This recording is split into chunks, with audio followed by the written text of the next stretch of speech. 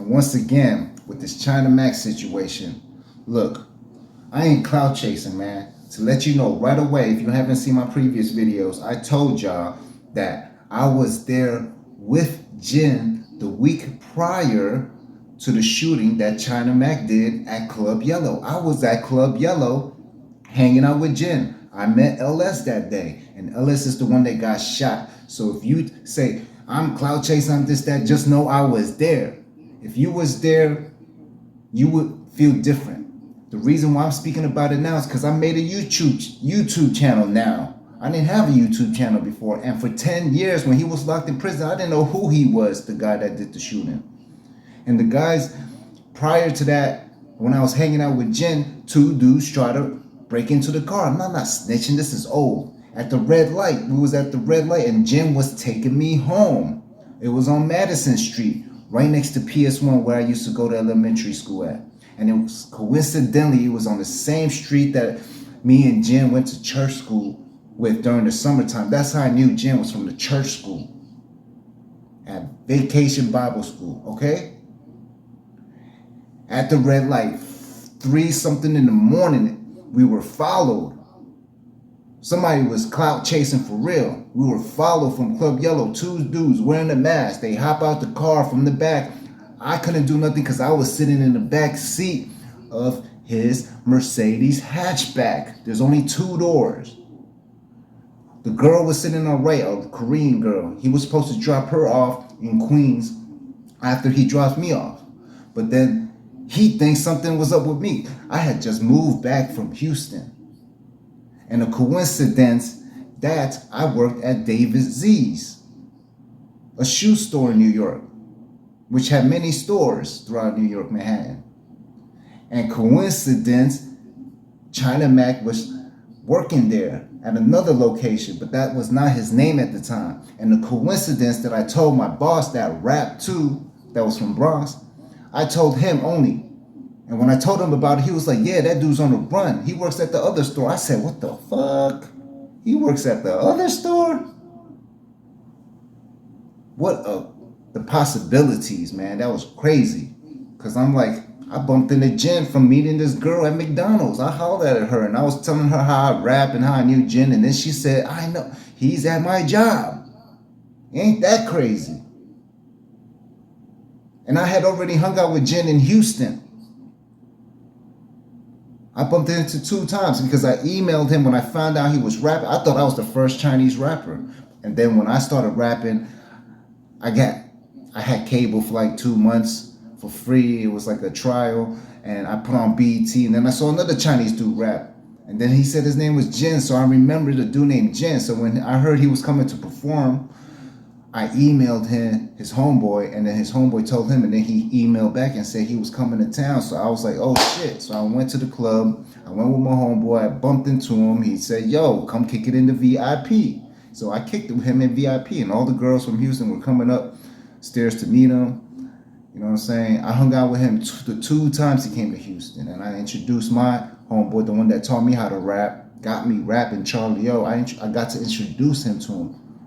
That's crazy because when he first got me to try to freestyle with him, I was like, you know, Chinese rappers. And then all of a sudden that was happening. Then I see a Chinese rapper, and then he comes perform, and then he gets signed to Rough Riders. And then I got to introduce him, the guy that taught me how to rap, to Jin. Crazy, huh? Crazy story.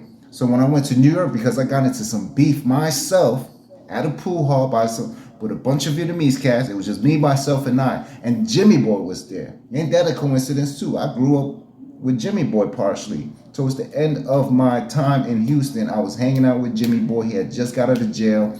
We all knew the same people. He even tried to get me to join his clique, Import Image. It was an all-white car gang, but I had a black car, and he was like, it's all good. You could join my group. He wanted me to be part of his clique because he knew that I was in some street shit too.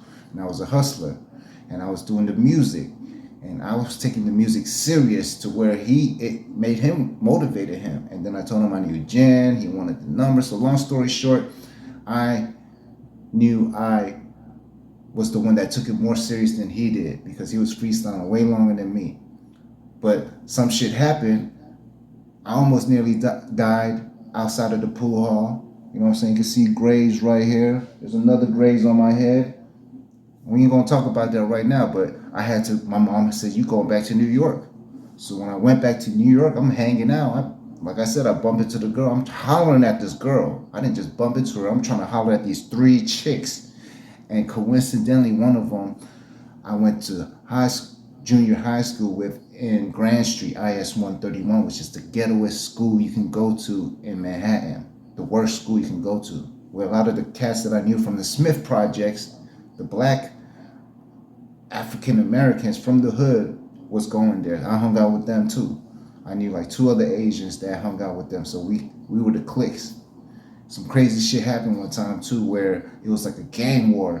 One of my homeboys by the name of Jimmyboi, and Perry, he was beefing with this other Fukinese dude, and they were like, you want to start some fight? We can do this after school. And then a whole bunch of his gangs, like 30 people came, and then it was Jimmy, me, Perry, Billy. We had the black gang crew from the Smith projects. I can't remember some of the names, but one of them was Roy. But they had our back. And that's why the Fukinese people didn't fuck with us, because all the goons that we hanging with was big, swole, dark skinned, and just looking crazy, you know what I'm saying? So they didn't fuck with us. I've always fucked with the black homies since way back, man. So yeah, ain't that crazy? I ended up doing David Z selling shoes, and coincidentally, the guy from the BX knew about China Mac. He had another name. So how am I chasing China Mac? The reason why I'm doing what I'm saying what I'm saying is because I feel like I need to put out my story, because I was an upcoming Asian rapper too. Hanging out with the first Asian rapper signed to Rough Riders. And then the only day I hang out with him, and I just met LS. So yeah, when he was taking me home, he was like, I'm not dropping you off home right now. So he drove back. He called LS because he thought something was suspicious with me. When I was trying to tell Jin, hey, let me out the car, I saw the gun that they both had. But I was about it, man. I was not scared because of what I went through in Houston. They had guns, I didn't have a gun, but I was like, yo, let me out the car, I'll fuck them up. But the fucked up thing is Jim was like, I'm not trying to open the door because something more might happen when they were banging on the window. So then he peeled out later, like within a few seconds, about 20 seconds later. It was long, it felt long when that was happening. And I was like, let me out the car, but he was like, nah. I said, I'm gonna fuck him up. And then the girl was like, nah, run the red light.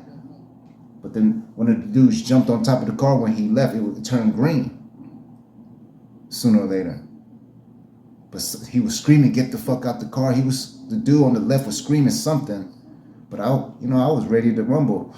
But then when he drove off, I was like, oh, we ain't gonna find them boys again. It's fucking 3:30 in the morning, and you just drove off from them guys. We ain't gonna find them in the city.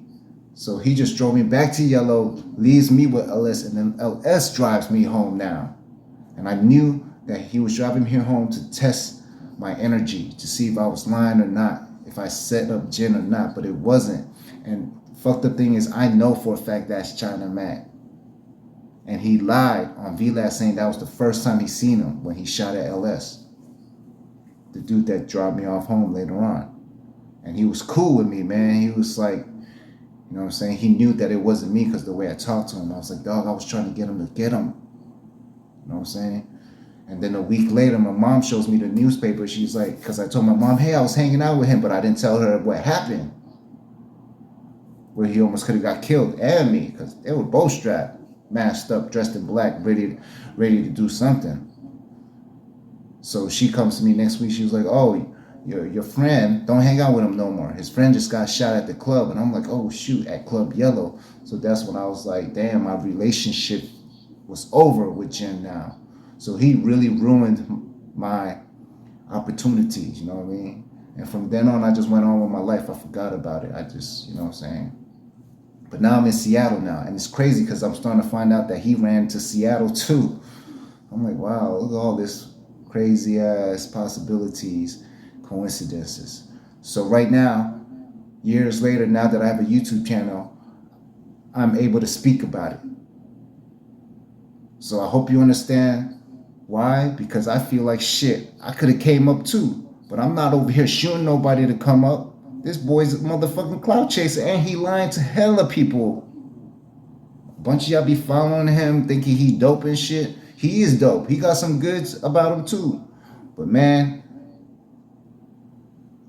there's something going on that's fucked up. But yeah, man, I hope y'all like that story, and I hope y'all support me as an artist and a truth speaker. Because what China Mac is doing, he ain't doing shit. Talking about God got bigger plans for him. And why ain't you talking about the Tyree Nichols? What about that? Why are you beefing with black artists like Math Hoffa while shit like this happens? You see, that's why I don't beef or cause problems with the black community, because I am in hip hop. Because when something like that happens, you gotta shut up. You gotta be quiet. It's because you on demon time, you know what I'm saying? Like, look at that hat you was wearing on Mac Eats. I'm like, I thought you was trying to preach positive. Very hypocritical. Get back on your rap shit, man. Do something dope, man. I got much love for China Mac, but at the same time, I need my opportunity to shine too, man. It's been many, many, many years. I've been doing this for 21 years, rapping. So, I hope y'all follow me too. I hope you subscribe, because I keep it real. I ain't go to no prison, but I did hella jail time in and out 10 times within 10 years in Seattle doing dumbass shit. I've gotten into situations with the police, resisting arrest while I was hiding a motherfucker. I've got stomped in the face by police for selling weed. There's many situations. But for now, I'm gonna keep that for another time. Right now, I just want y'all to know that I fuck with China Mac, but then there's some things that y'all need to know about him. Because y'all coming at me talking about I'm clout chasing. But you gotta understand, if you were in my position, if you were in my shoes, you would really know that when he chased after Jin, it wasn't about a girl. And if it was, then that's fucked up. He said Jin was fucking with some girl and his homeboy. Then he said he was hanging out with some enemy, his ops. So if it's about a girl, you were willing to risk your life to go kill somebody and shoot somebody like LS and try to snatch their chain or stole it. You said you stole it, right? You did all that over a girl? Come on, man.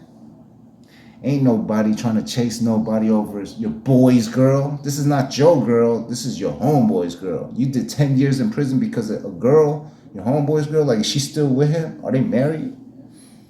You gotta get the fuck out of here with that bullshit, man. Come on. That's some dumb shit. And then you got famous on VLAD TV. The whole hip-hop dislikes. Well, not the whole hip-hop, but you know what I'm saying? The hypocritical shit that you're saying about Math Hoffa, what he's doing on the show, but you hanging out with him. You're doing videos with him. Look, it's all good. I hope we all improve, and I hope we all prosper this year, all right? Like, share, comment, and subscribe. SCREWVO, a.k.a. Wisely, the little Asian homie. New music coming soon. Peace.